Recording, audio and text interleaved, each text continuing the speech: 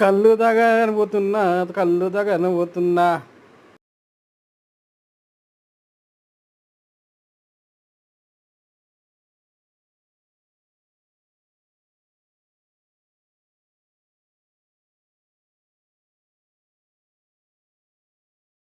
ఇట్లా కుండ కళ్ళు తీసుకొని దోస్తులతో తాగితే అబ్బా, దానంత ప్రశాంతం ఏడుంటుంది చెప్పు.